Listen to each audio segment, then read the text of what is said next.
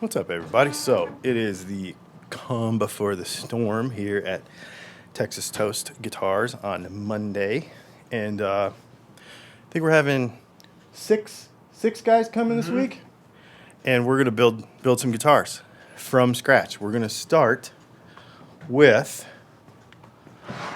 these kind of body points like this right here, and all 6 guys are gonna go home with complete guitars. They're gonna wind their own pickups on Wednesday. So instead of just showing you the finished result, I'm going to try to do my best to capture as much of this as I can every day. The steps from laying them out, full-size drawings on paper, all the way through the paint process, all the way, the cutting them out, the bandsaw, pin router, all that stuff, through the paint process, through the setup process, all the way until Friday. So, I don't know how many videos it's going to be, but this is where we're going to start. So, we're going to be using these necks that were made by Maximum Guitar Works. Ooh, look at that. Designed by Dylan. Oh, and I guess if you come to one of these, you get your name. Oh, yeah. Everybody has their name individually engraved on the back. Cool. This is very cool. And these are roasted maple with carbon fiber reinforcements, and is this a walnut? Wenge. Wenge. This is a Wenge fretboard. That's right. You spec all the stuff. I know. I can't remember. It's been a while since we did it all. You know it's the Dylan design because it's got carbon fiber in it. Well, duh. Exactly. It's because these are fast, and also we've got blind fret slots on the side so you won't see the fret tangs. And I think these are glow-in-the-dark dots, too. They might be the Luma dot, yeah. Yep, with the fancy wheel truss rod. This is going to be top-range stuff. And at this point on Monday morning, we don't know what it's going to be yet. We haven't decided. I mean, we know what this part's going to be. But starting from here on, Yeah. we don't really know, except this week, you get a P90, you get a P90, you get a P90. Everybody gets P90s this week. So it's going to have P90s in it, but we don't know what it's going to be. The reason that we start with full-size drawings is because if you can't draw it out on a piece of paper, what makes you think you can do it on wood, right? So we went with, for the one that you and I are going to do, this non-reverse Firebird. So we drew this basic body shape out on a big sheet of paper, and then we switched over to the Maximum Guitar Works fit-all set, and we basically positioned our neck. We established where the neck is going to go. We measured in 3 inches like a regular Fender, since we're using a Fender style screw-in neck, and we measured 3 inches in, and we established where our pins are going to be able to go, and we were able to then make all of our other drawings off of these using these templates. One thing that we didn't take into consideration was that the fit-all template set doesn't have a pin that's far enough back to use to actually drill the hole. So the hole that we're going to be using is in the middle. So we're actually just going to be using this pin here, right here. So we'll drill that in our wood, and we'll start with a center line, and we'll just kind of line it up, but we'll have 1 pin instead of 2, which that's better than no pins. Okay, then we were able to do our P90 routes, and then we were able to switch over and do our little cutout for the wheel adjust truss rod, and then we were able to switch over and do our hip shot hardtail bridge. Oh, and since we're using a Telly style neck pocket, we went ahead and did that too. Right? I think that's all the stuff. I think that's it. Okay.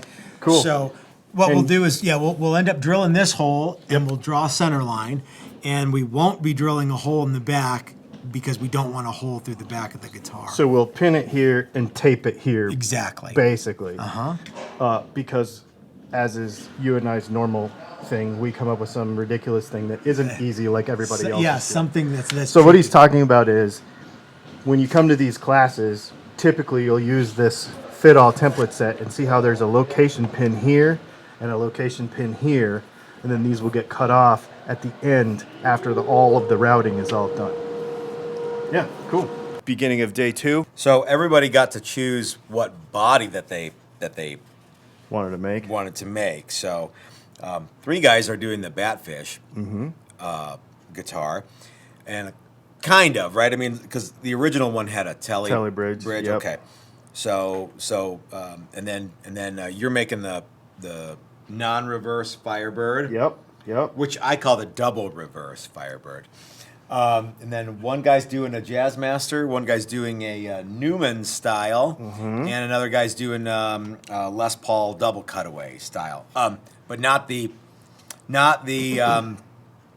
Johnny Thunders one, but the upside down, or the 2 halves of a Les Paul one. I think we basically, to do the double cut one, we basically took this template and flipped it backwards. Yeah. So it's got the same horn on it. Exactly, so it's symmetrical. Yeah. But yeah, so everybody got to pick their own thing, and everyone got to make it.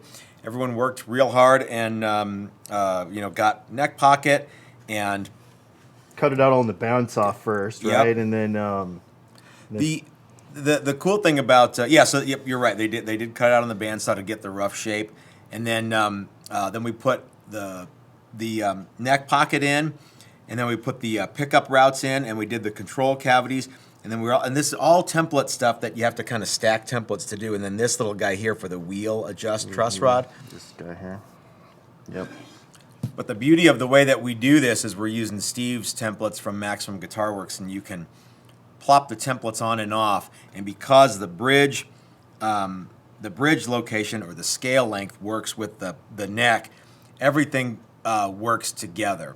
So what he was talking about there is, for example, I used the same template for this body shape as he used for that body shape, and the pickups and the bridge and the neck pocket all work in the same place, and then it kind of doesn't matter what happens out here. Sure, you can shape the outside to be whatever you want. Right. Steve and I came up with that idea at Dave's barbecue several years ago. So yeah, it's a great idea. It works awesome. And then, of course, drilled holes. And flip it over, and you've got a really cool tool that you use to make sure that these are all lined up properly for the string through guys. Yeah. Because I think everybody's doing string through. There's no wacky trims or anything. That's right. Like Everyone's that. using that hip shot hardtail bridge, and so same everything. And these are going to be really super cool. Yep. So, because for this workshop, it was all inclusive everything. You didn't have to bring any parts. You didn't have to do anything. So, hip shot tuners and hip shot bridge is all included. The neck, the fancy neck with the Wenge fretboard, roasted maple, all that stuff. And then actually, the folks that this guitar doesn't have it, but everybody else who came gets the custom, their name engraved in the back. Really cool stuff. I think this sets it up too as like it's what we're building this week is actual heirloom instruments. Yeah. You know what I mean? And the whole notion that this is what I did in a week, and when your wife has a dinner party, hey, what were you doing last week, Jack? Oh, let me go get it and I'll show you.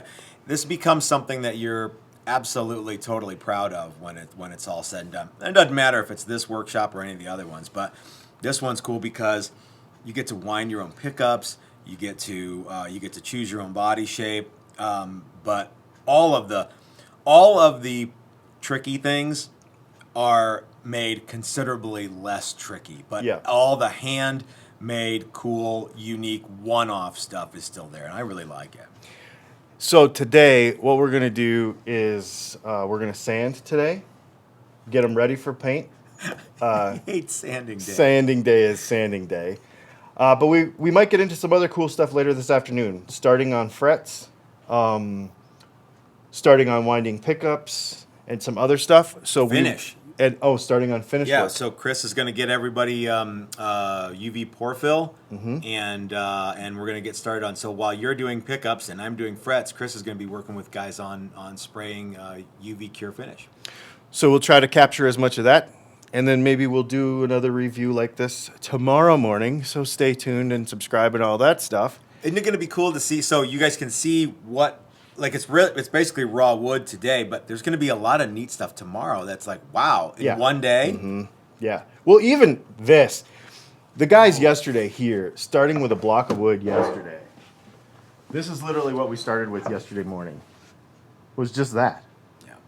you know, and to end up with this or this or that beautiful piece of wood there or this or that in one day is really, really cool. So anyway, stay tuned for tomorrow and we'll show you some more of what's going on this thing.